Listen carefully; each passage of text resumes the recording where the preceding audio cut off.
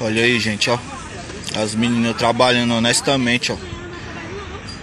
Dedicando o dia inteiro, o suor da vida delas, pra colocar o pão de cada dia dentro da casa delas e ver esses almocebosos aí, ó. Destruir a vida delas. Aí, ó.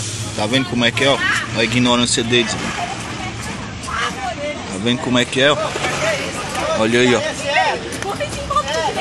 Ó, olha, ó.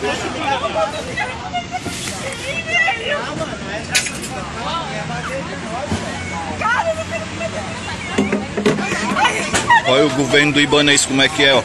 Em vez de eles mandar os políticos corruptos pra cadeia, tá mandando a gente honesta pra cadeia, ó. Tá tomando o sustento de cada dia do povo honesto do Distrito Federal, ó. Olha como é que é o sistema de vocês arrombado, ó. Olha como é que funciona, ó.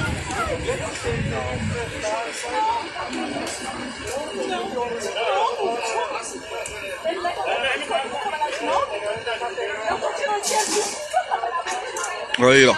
A menina desesperada, ó. O dinheiro dos filhos dela, ó. Dela sustentar os meninos dela em casa, ó. Olha o que eles fazem.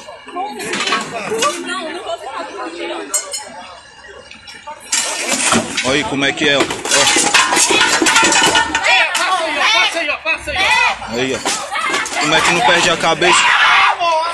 Como é que não perde a cabeça? Como é que não perde a cabeça com esses bandos de fila da puta, sistema do inferno?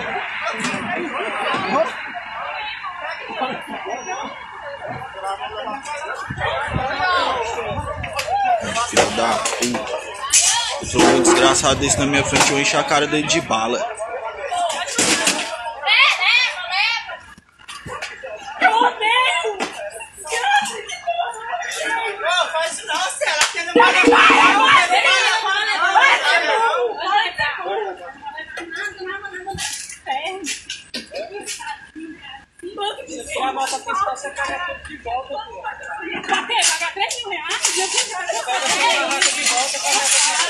Uai, seu app de vídeos curtos.